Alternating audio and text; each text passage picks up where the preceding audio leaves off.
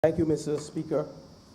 Mr. Speaker, I rise to join the debate on the land resolution that seeks to acquire a parcel of land at Lot 1 Bushall Yard Gap in the parish of St. Michael, and indeed for the public purpose of youth participation in community improvement projects known as the Building Blocks Project.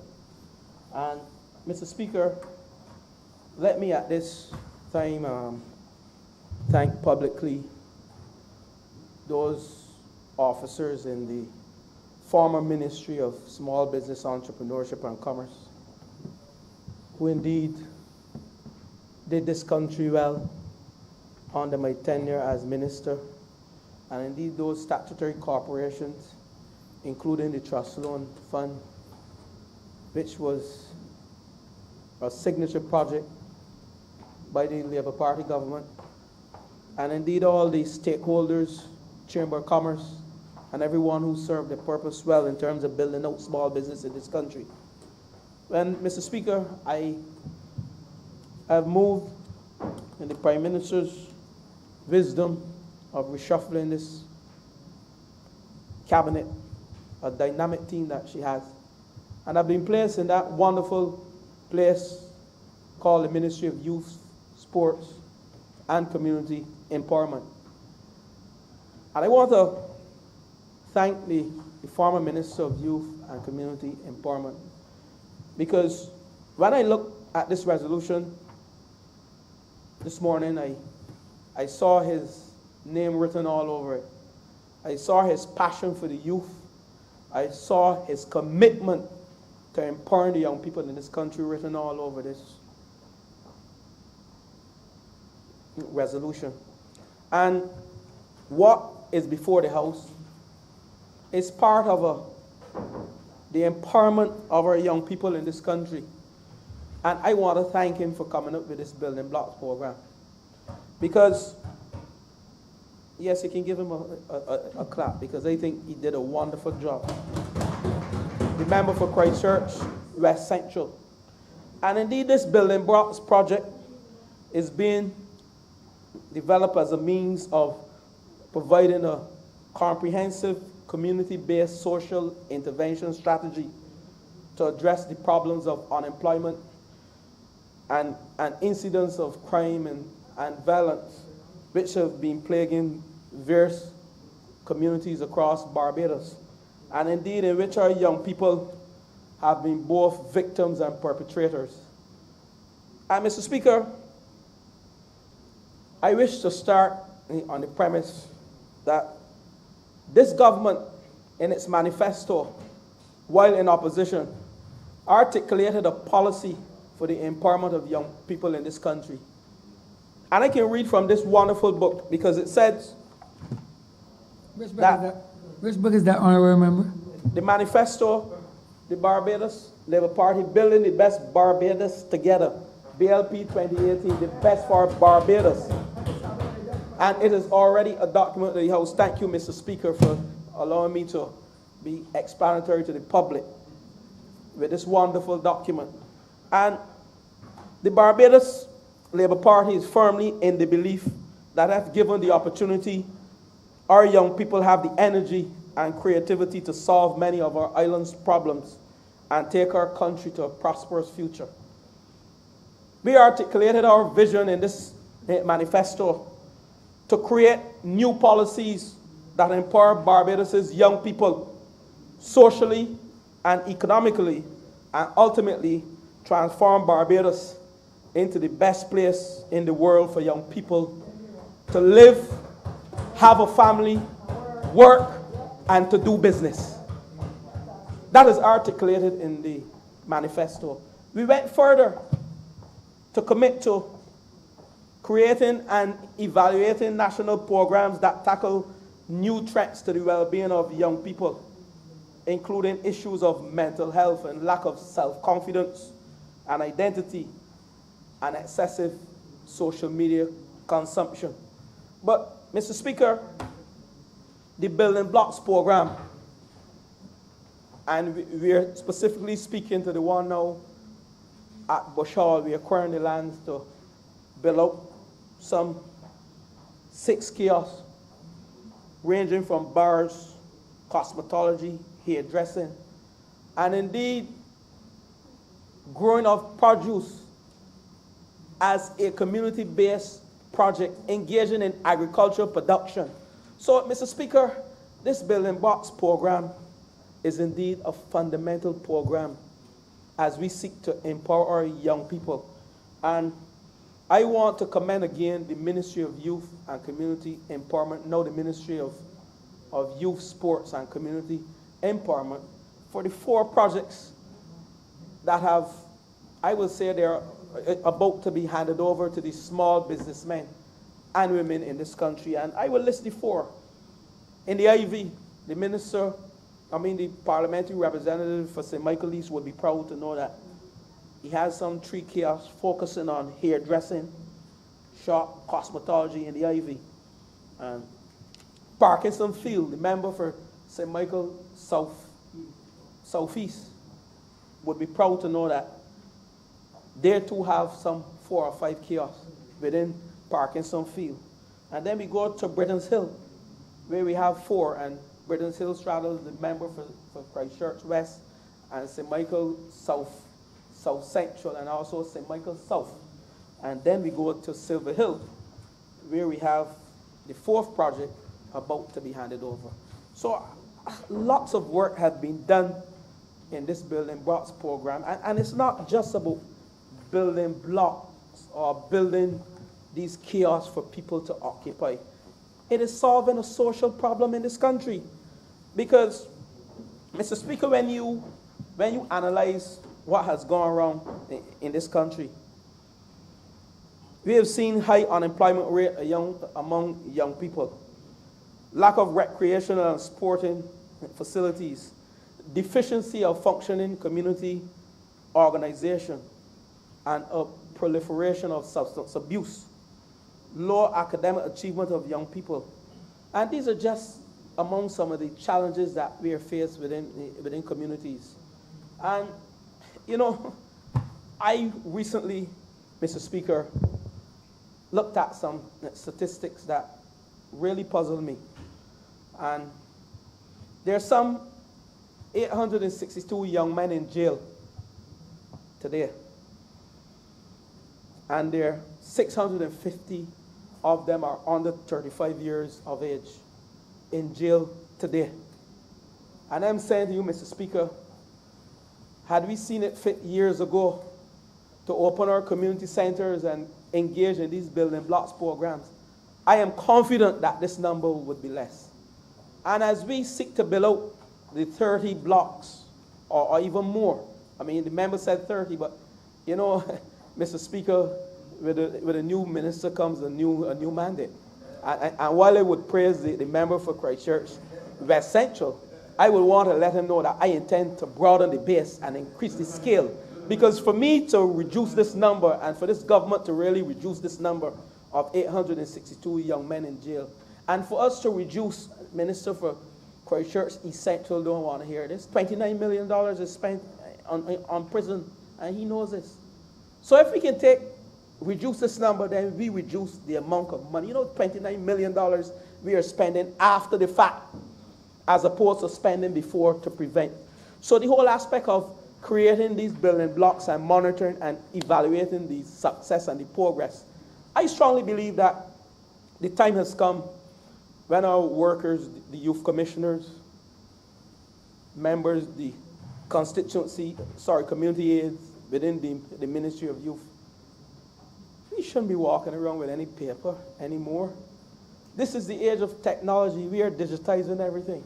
When they're in the field, and these building block programs should be made to produce information that is captured in one central place that we can analyze and we can monitor the success. And that is where we are going. You know, so the Ministry of Youth, while a lot of work has been done, we intend to take it further and indeed analyze the progress of these building blocks. It's not just about building a block and handing over. We are about to create block entrepreneurs, blockpreneurs in this country.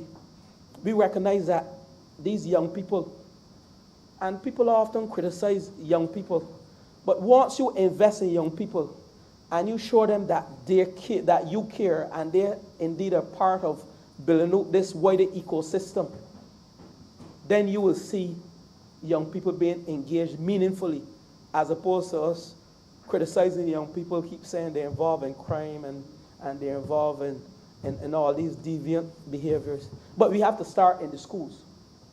We have to start in the schools. So while I applaud the Blockpreneurship program for 18 to 35-year-old, we have to capture these young people and inculcate a culture of financial literacy and business literacy in them from the primary school.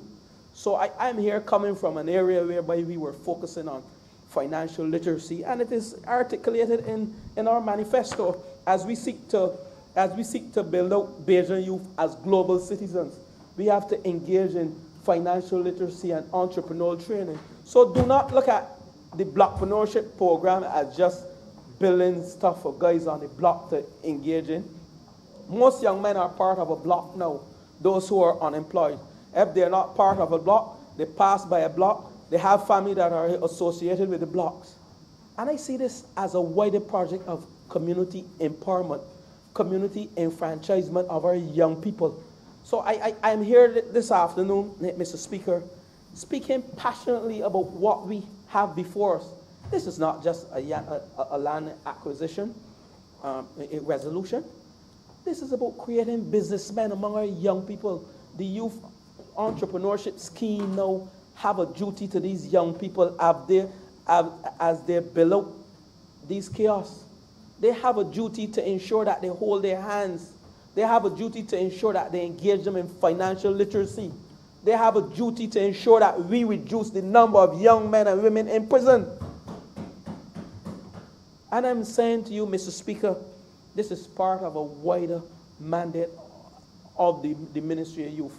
And some of the areas, Mr. Speaker, that we intend to build out in terms of business, and I will list a few of them: retail, fruits and vegetables, clothing and dry goods. I am confident that the Minister of Agriculture, the member for St. Philip South, is indeed pleased, because when he hears how the Blockpreneurship project will allow persons to plant produce root crops, this is geared towards, reducing our food import bill. And I would like that when we go to rural Barbados and building out these kiosks in terms of the block projects, that we indeed focus on agriculture, and not just on agriculture.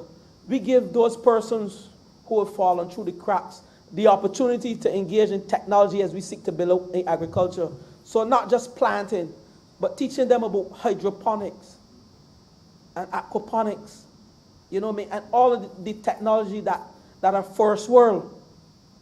I just don't want blocks being built. I want blocks to be filled with information technology and digitizing its processes and offering its services via the internet. So it would please me to know that I go to Silver Hill, and I go to the Ivy, and I go to Britain's Hill, and I go to Parkinson Field, and I see these kiosks fully equipped with IT systems whereby I can go on their website and see what are some of the services that they have to offer. We have to take it a step further.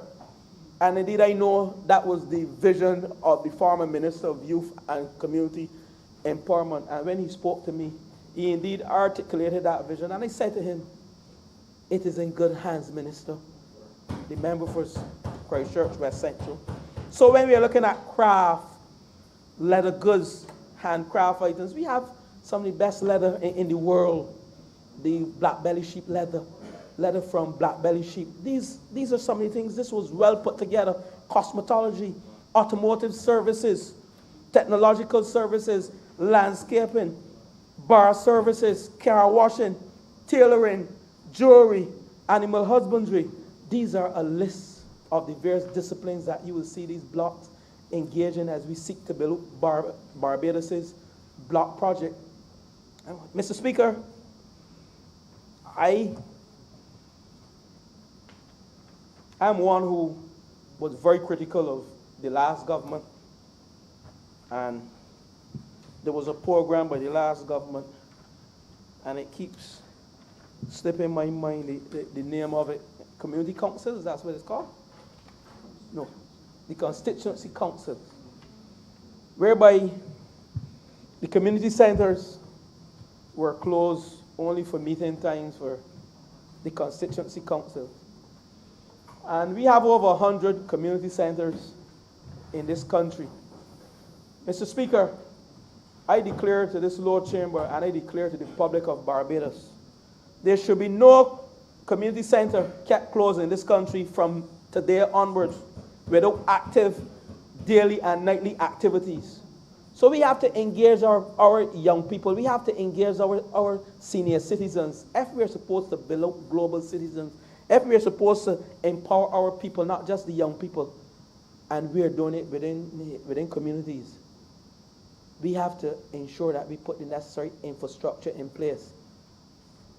And I am on a mission to indeed review every single community center in terms of its functionality and in terms of its use and its fitness for use, to ensure that we engage the minds of our young people, and ensure that we engage the minds of those persons who have fallen through the cracks, to ensure that we engage the minds of the families. Because when we engage the minds of the families, when we collect data on our family structure, as we build up or seek to build up this program, you're not only going out there on a block, but you're going out there to gather information on families. And when you gather information on families, what do you gather? Information on persons who are not working, information on persons who need help, information on persons who have mental health challenges, information on persons who indeed have other challenges, and indeed not only challenges, but we also building out our database on those persons who indeed have talent, but whose talent have been untapped as a result of their being left behind and their being not unrecognized in our society. So, Mr. Speaker, my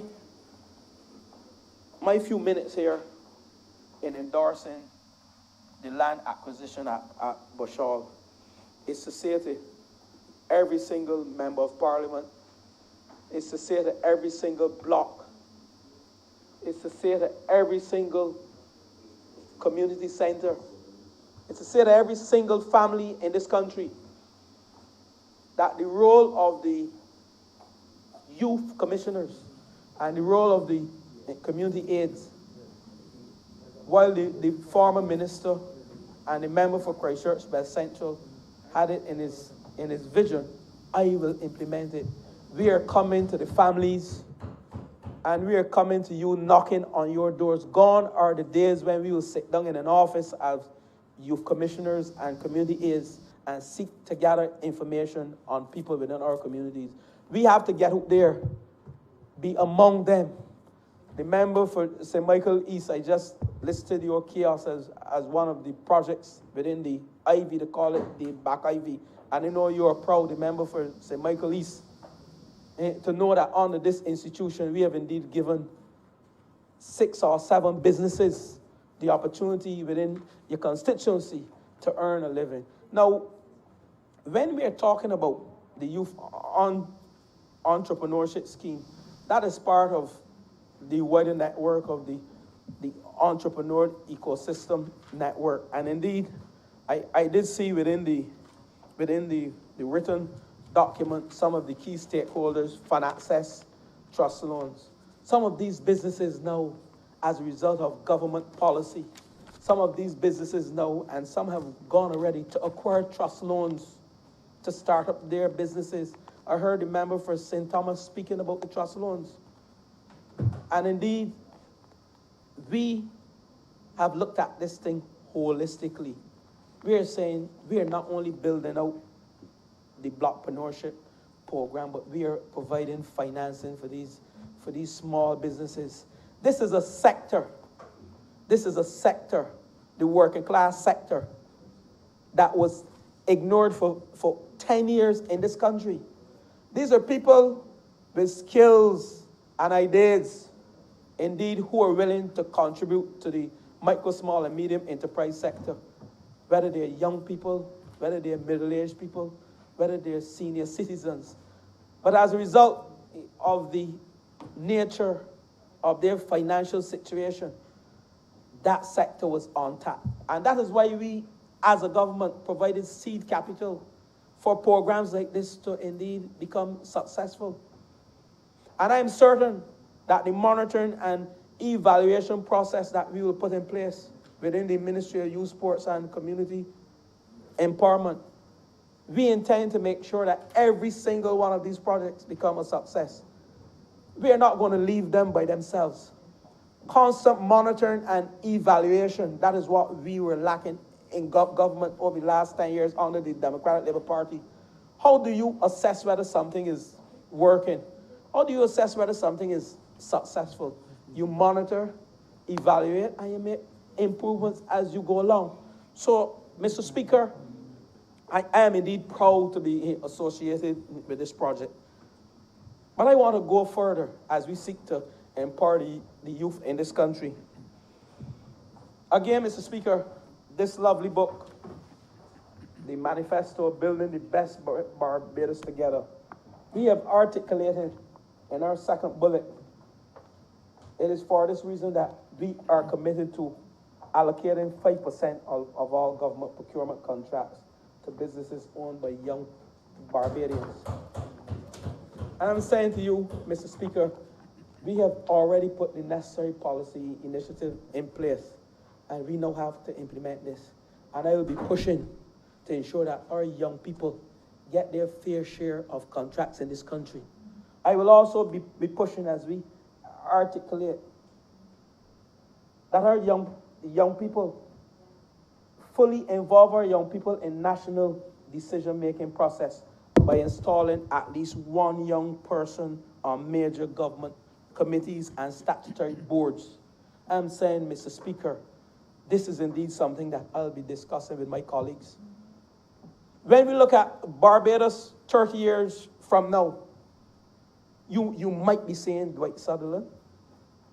You might be seeing the member for St. Michael South Central. You may be seeing the member for St. Philip South. You may be seeing me mayor. But, Mr. Speaker, my point, you'll be seeing the member for St. Michael South, of course, and South Central, and St. Michael East Central, and Christchurch East Central and Christchurch West Central. But my point, Mr. Speaker, the young people in this country are the leaders of tomorrow. So we have to invest in these young people. So having them part of our decision-making and sitting on statutory boards and committees organized by government argues well for the future of this country. This morning, Mr. Speaker, at 9 o'clock, I met with all the national coaches of this country under the National Sports Council. And I said to them, you're in the schools, the primary and the secondary schools. When they introduced me, they said, this is the most important person in the ministry, meaning the minister. And when I spoke, the first thing I said, dispel that notion. You, the coaches, are the most important people within the National Sports Council. You're the ones who interface with the young people daily, on a daily basis. You're the ones they see as their mentors. You're the ones they look to for guidance, not the minister. Yes, the minister, but you're the one interfacing on a daily basis. You're the ones that we put to build a sports industry and to build a sports economy, whether it is by the elite, whether it's through community-based or is whether within the youth. But my point to them is that the future of Barbados resides with the youth. And indeed, when you're within the school system, then you have a duty to this country as a coach. And indeed, some of them had wonderful ideas. I was impressed with the discourse this morning, and I would say to the Lord Chamber and to the public, our coaches at the National Sports Council are indeed knowledgeable, and indeed they are capable to build a sports industry in this country and a sports economy by empowering our young people within the primary and within our secondary schools. So I would want us to see this project Mr. Speaker, as no whims and fancy project, this project has major goals: strengthening relationships within communities, teamwork. When you work within chaos, you can begin to cluster within various skills sets, and you can draw on the knowledge and the expertise that the other bring to support and to build a strong value system and a strong business and entrepreneurial ecosystem. Enhancing the culture of creativity and innovation among young people. We are now giving the young people the opportunity to be innovative, for us to tap into the skills and the ideas and the endeavors of the ordinary Barbadian. That is what this project is about. And we don't have to be educated at Harrison College and Lodge and Commonwealth in these schools. We are focusing on those persons who did not have the opportunity. Some did not have the opportunity for a sound secondary education. But you know what? They're skillful, they're innovative, they're good with their hands. And indeed, that's what this project is about. To reduce unemployment by converting as many blocks into economic enterprises. This is part of the micro, small, and medium enterprise sector we are talking about that accounts for some 40 to 50% of GDP. We should be all excited about this project to enhance youth mainstreaming by moving young men and women away from block culture and into mainstream institutions and moving them into business. Redirecting our young people to using the community centers as social and creative spaces with community development aids that I spoke about, available to provide the support and entrepreneur development training. So we are building the blocks, yes, but we are then utilizing the community centers for our training of these block entrepreneurs. Creating the environment to enhance the self-esteem of marginalized young people. We recognize today in some quarters when you approach persons, they either do two things. They either retreat or some of them get aggressive with you because they're putting up that block. So we as mentors and as policy makers, we have to recognize that when you go on a block and you see someone behaving hostile, sometimes you call that being afraid to communicate. You find that. Social workers know that. They may be afraid to communicate with you, so they see that as a means of defense, begin to, create the language and use some adjectives to describe their situation and their being. And indeed, we then have to hone in. That's why we have the community aids. That's why we have the youth development officers, what they call the youth commissioners. I believe that name should change. Youth commissioners, youth development officers. We are developing our young people. Gone are the days we look at young people and call them youth commissioners. They're about developing our young people. So when we build these blocks within the Ministry of Youth, Sports, and Community Empowerment, we have the resources indeed that will go into the community centers and create the programs for the sustainability of these blockpreneurship programs. So I am saying to you, and I will repeat it and reiterate it, no community center in this country should be closed. We have to engage in wholesome activities within the community centers to empower our young people, to provide the necessary training for the marginalized youth, to build self-esteem, to build businessmen and women, whether old or indeed mature. So I am asking us to treat this program as a community empowerment program. Treat this program as one that is enhancing participation of our young people. Treat this program as one that is part of a revolution, revolutionizing the informal economy. Because most of these persons with the skills and ideas operate in the informal community. So see this as an opportunity now to formalize a lot of business in this country. So I am urging you, Mr. Speaker, and I'm urging the public, treat this block project as part of a wider empowerment of our young people, as part of a wider project to rid the blocks of indeed deviant behavior. Treat this block project as one of assisting families with the marginalized youth. Treat this block project as one of assisting in building out the micro, small, and medium enterprise sector. And indeed, treat this block project as part of this government's mandate of building global citizens through a financial and business literacy program. So, Mr. Speaker, I close by saying to you, the best is yet to come in the Ministry of Youth, Sports, and Community Empowerment. And I want to end by congratulating the staff and the former Minister of Youth and Community Empowerment for leading the charge.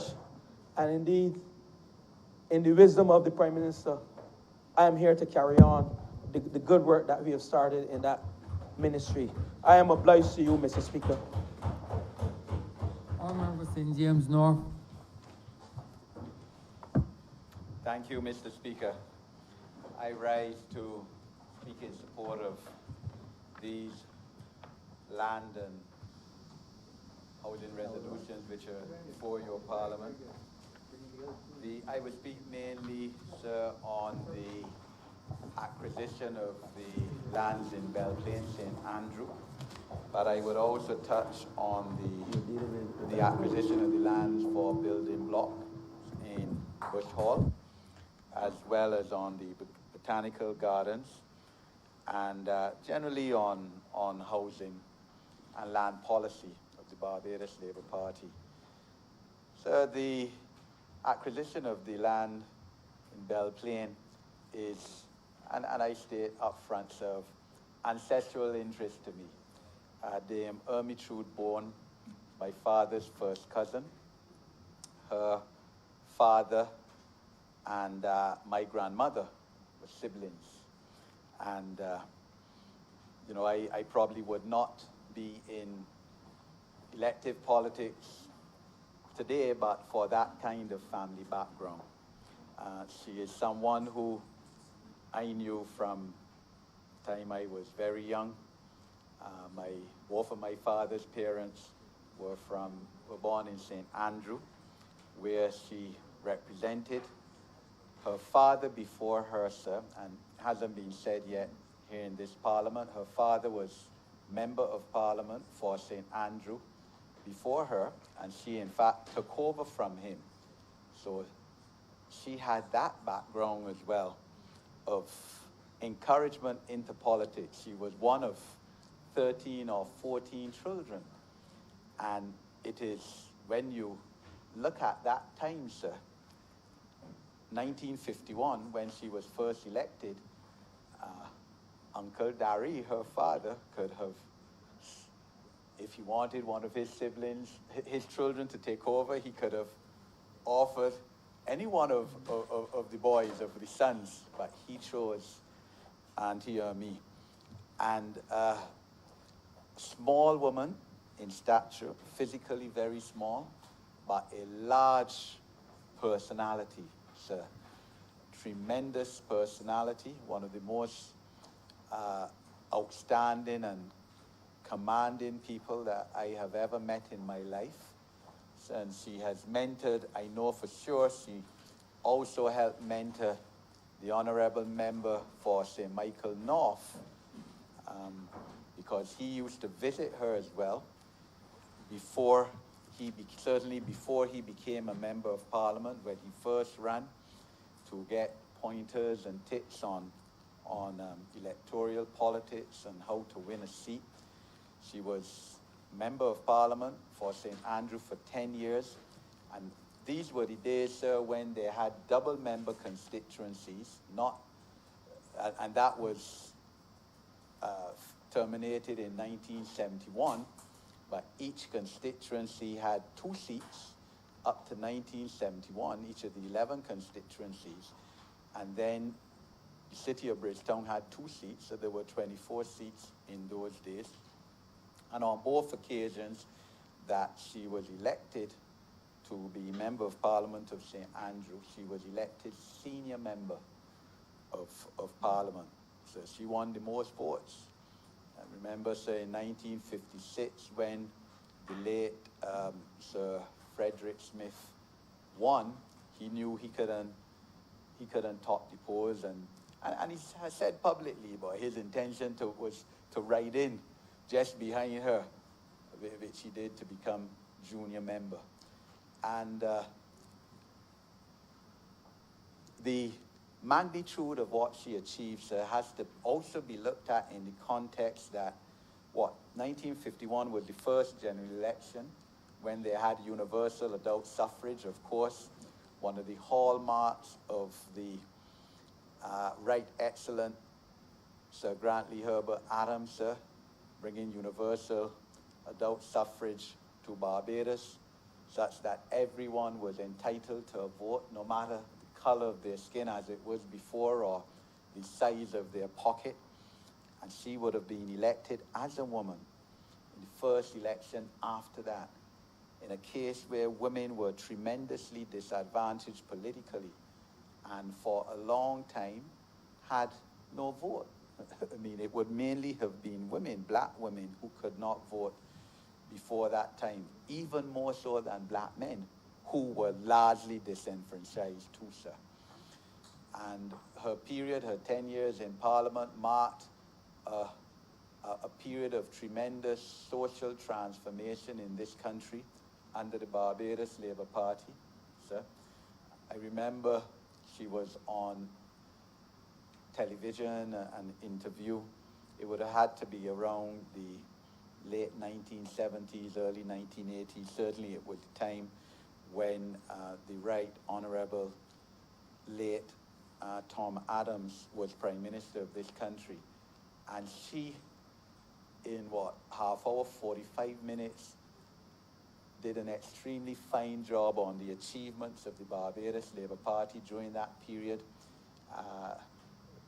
Not only, as I said, the universal adult suffrage, but removing legislation which located a worker of a plantation to have to live on the plantation, and when you left and got another job, you had to move your chattel house too, and all the social reforms, the holidays with pay act, the labor legislation, the development of an industrial platform for Barbados, development of a tourism product, the housing units that started within that time. I believe the Pine was one, represented here, of course, by the Member of Parliament for St. Michael's Southeast. The start of free secondary school education, sir, in that period with the 4 secondary schools, Grantley Adams and Princess Margaret and St. Leonard's, sir, and Parkinson. And, that she was part of that legislature which would have passed all of those acts. And when you consider, as mentioned by the Honourable Member for St. Thomas, who mentioned, I think, that Dame Billy Miller was the first after her. Dame Billy was the first Barbados Labour Party member, female member of Parliament, after Dame Ermey, 25 years after, in 1976, when she won in the by-election in the city.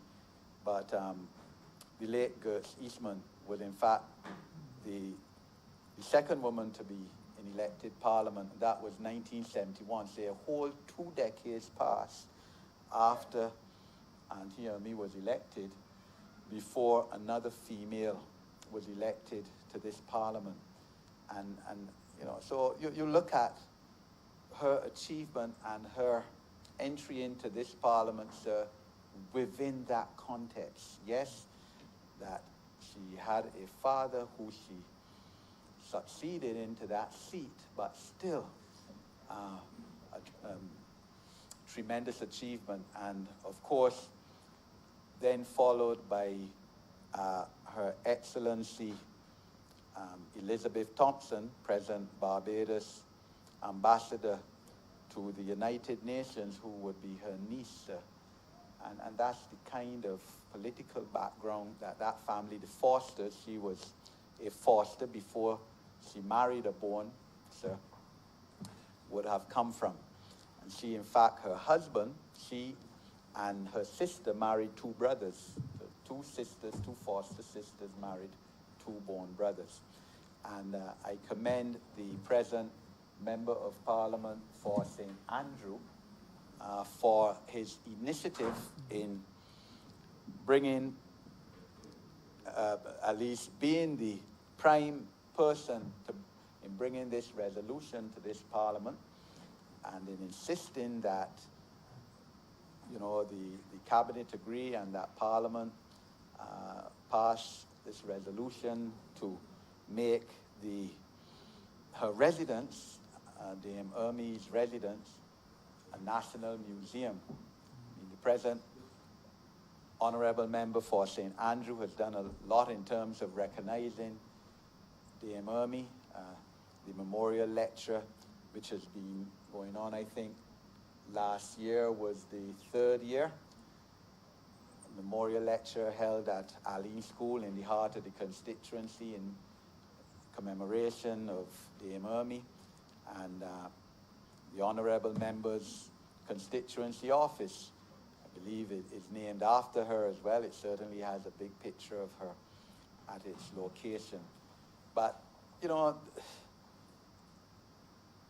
Dame Ermey is totally befitting of this honor and this resolution, which will seek to make a national memorial of her home, because we have to have these examples to our younger people, to let them know that you can achieve whoever you are once you focus, once you're determined, and once you stay the course, that you can achieve anything in this Barbados, whether you're male or female, whether you're born in the country or you're born in the city, sir. And you know, these monuments to our heroes have to stay present before the mindsets of all of us, especially our young people. So of course, Dame Ermey has received other honors. As we know, the former East Coast Road is named after her, Dame Ermeytrude Bourne Highway, and has been said earlier, of course, particularly by the Honourable Member of Parliament for St. Thomas, the committee room in Parliament in Bridgetown, the home of Parliament, was renamed after her in December 2018, herself and Dame Billy Miller, the first two of the finest individuals, and not only females, two of the finest parliamentarians this country has seen. So in terms of so I'm proud to help continue the legacy of the Foster family, sir, in terms of politics in this Barbados. I have those fine examples who I named before me to try to come up to a high standard, sir, which, you know, I hope to do credit to someday. The building blocks, sir, has been spoken of both by the former Minister of Community Development, the Honourable Member for Christchurch West Central, and the present Minister, the Honourable Member for St. George North. South, sir. Right, so I won't speak long on that. But certainly, sir, this is, and the acquisition of the land at Bush Hall is, of course, a catalyst to develop building blocks in that area, sir, which takes into account, of course, the constituency of the Honourable Prime Ministers and your constituency as well, sir, bordering it. And so this is fundamentally important for our youth to whom we owe an obligation to help develop. As has been said, not everyone can be an academic or will be an academic, sir. Not everyone either may be technical in the full sense of the word, but their brains are good, they're street smart, and we have to develop their entrepreneurial skills, sir. And I know when I was an opposition member of parliament shadowing education, sir, I mentioned that I said in parliament that I feel that we should teach young people from age 6, 7 how to be entrepreneurs in school. The then Minister, sir, of Education laughed and said, you know, that is a joke. But we heard, it was mentioned earlier here today, one of his famous statements about cutting throats made in this parliament, sir. So that was the mindset of the last government.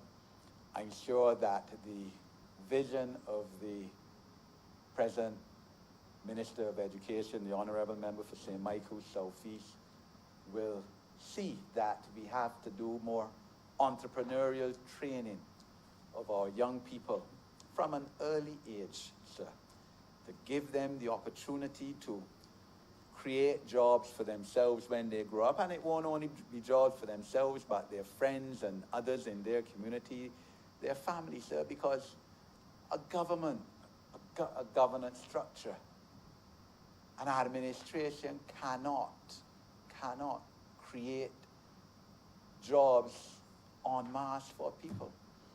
I mean, what, 26,000 odd jobs in the public service, 26,000. And, you know, we realize that we can't sustain that all the time. At one time it was, I think, 29,000. And the last government cut by about 3,000, 4,000 over their 10-year period.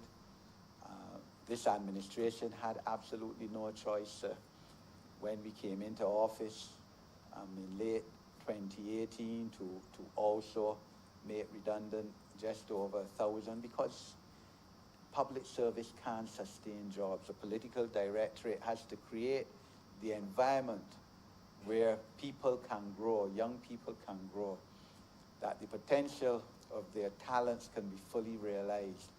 And the Building Block Initiative is certainly one of those areas that has to be promoted. And I listened carefully to what the Honourable Member who last spoke, who now has charge of it, the Honourable Member for St. George South, sir, said that we have set it up, the concept, sir, in pursuance of manifesto promise of the Barbados Labour Party last election. It now has to be implemented. But for it to be fully implemented, sir, assistance has to be given to these young people at all levels, the technical level, the financial level, the entrepreneurial business level, sir.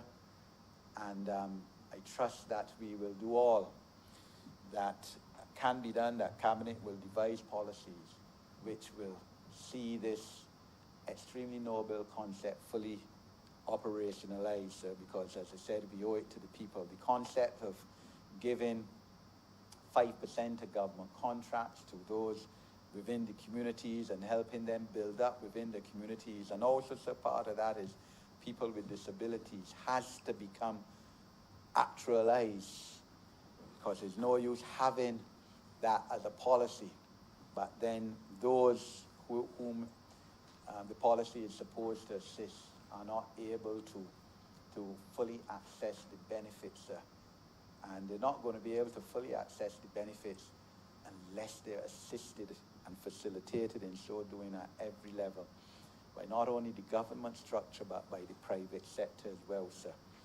I know that the former minister, the Honourable Member for Christchurch West Central, had told me that St. James North building block will be one of the next to come on stream, sir. I know, I have full confidence that the Honourable Member for St. George South, whose ministerial mandate they now fall under, who spoke very passionately just now on the issue, will continue that policy and decision, and that we could soon see building block established in St. James North as well, sir. Because in St. James North, certainly, as I said last month in this Parliament, has been the constituency that perhaps has been the most affected by COVID-19. In the heart of a tourist belt, sir, 80% plus of the households have been dislocated in terms of job because, hundreds of people, perhaps about 2,000 people in St. James North used to work in some area of tourism. And therefore, to give some of these young people an opportunity now to get back into mainstream life, they have to be assisted with this kind of project, sir. And this kind of project also has other aspects of development of the individual, sir. Because tied in with this, as has been said earlier in this debate, are issues of development, of teamwork in your personality, working together with other people, your ability to resolve conflict, because if you're working in a cluster with others in terms of jobs and employment, there will be conflicts, sir. You're not going to agree with your partner, with those who you're working with at each and every stage. So you have to be able to resolve conflict, and there would have to be training in that as well, sir, and how to solve problems, because, I mean, when you have your own business, your own enterprise, there will be problems with it. Problems in life, period, far less in terms of your business, sir. And you will have ups and downs. And therefore, we have to also ensure that they get training in problem solving. So these are fundamental life skill issues, which I am sure that the political administration will focus on as means to develop the personalities and the character of those in the building block schemes. And as we all know, sir, in St. James North, I do that within my foundation I try to do it on an annual basis. I have to sit down now and see how we will do it this year, what with social distancing protocols obviously in place. We did one last year, highly successful. Most people, as usual, had a job within the first 3 months after the conclusion. A lot of those jobs were lost, so we have to do another one again. But it's that kind of program, life and work skills program, that has to be replicated throughout the country in terms of assisting the individuals who we would want to be beneficiaries of the Building Blocks program. In terms of the botanical gardens, sir, again, I commend the Honourable Member for St. Michael East, sir, who, as Minister of the Environment, would have taken the initiative in starting the botanical gardens. So, of course, it has to be developed more.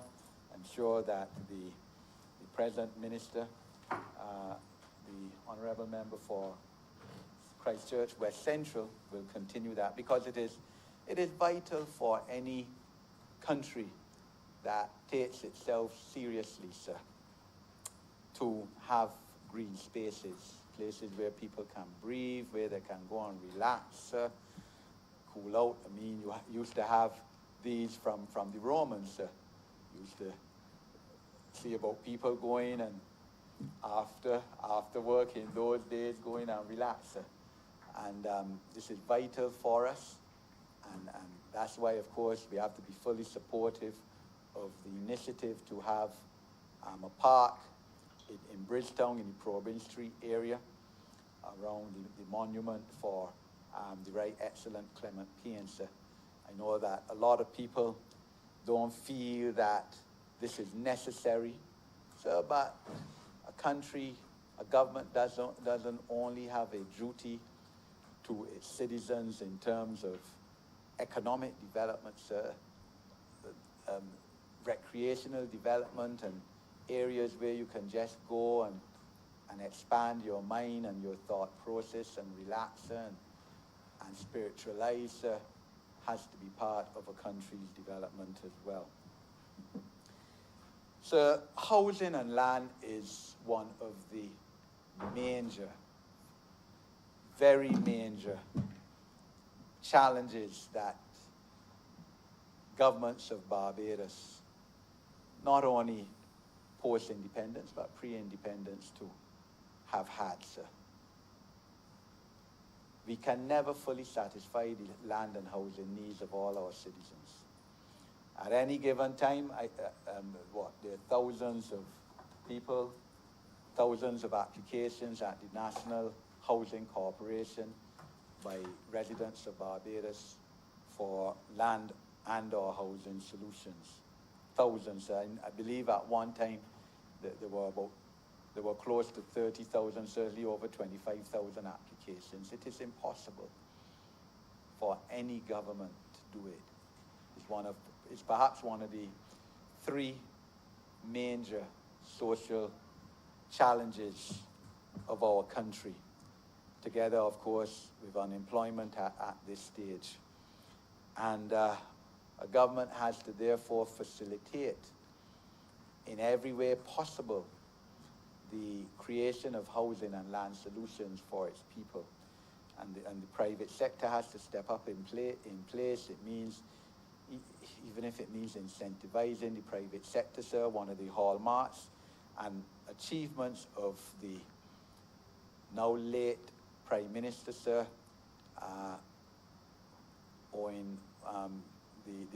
the Right Honorable Owen Arthur, the former member for St. Peter, sir, was the initiative which he took, sir, together with the present Honorable Member for St. Andrew, and who was Minister of Housing then in the first term of the Right Honorable late Prime Minister's Prime Ministership, as well as the Honorable Member for St. George North, who was Parliamentary Secretary during that time. One of the main achievements of the late Prime Minister would have been the creation of mortgage facilities, 100% mortgages, facilitated by the then Barbados Mortgage Finance Company Limited, credit unions and other financial institutions, whereby people were able to access even the deposit, the 10% deposit on the purchase of the land or the house, and become property owners, sir. It's that kind of innovative thinking that... Your Honourable Member has 2 more minutes. Thank you, sir. That we have to do again to ease the challenges that we face with so many people rightfully, sir, wanting to own a piece of the rock. It was mentioned earlier, the derelict buildings. I know at one time it was said, and I don't believe that the amount has been reduced by that much. There were about 1,700 derelict buildings or on lands in St. Michael alone, sir. And we have to find a way, a creative way, legally and otherwise, whereby these can become housing solutions for our citizens and residents. A lot of these buildings, sir, spots of land, as you would know, sir, as an attorney, are tied up in legal problems, sir, because a grandmother died or a grandfather leaving this land, didn't leave a will, boy, and had about 6 children, and 6 children, 4 children each, and troubles over who is the owner. But we have to find a creative legal device, an administrative device, whereby these properties can be released for the benefit of housing solutions because they're no use to anybody. I mean, as we know, the Land Tax Department, as called now Barbados Revenue Authority, occasionally will sell out some of these properties for arrears of land taxes, but that obviously is not a solution at macro level for all of these derelict buildings to become marketable for ownership by those who need and who rightfully desire ownership of the piece of the rock. So, sir, these 4 resolutions are all in fine order.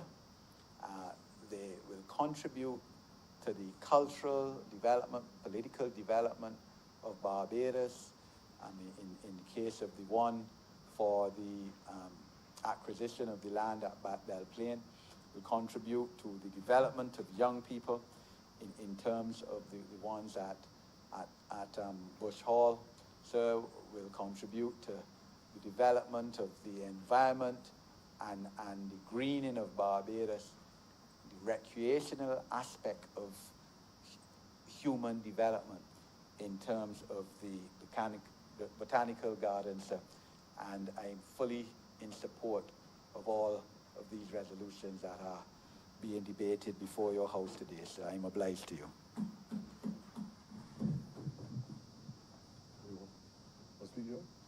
Honorary member for St. Andrew.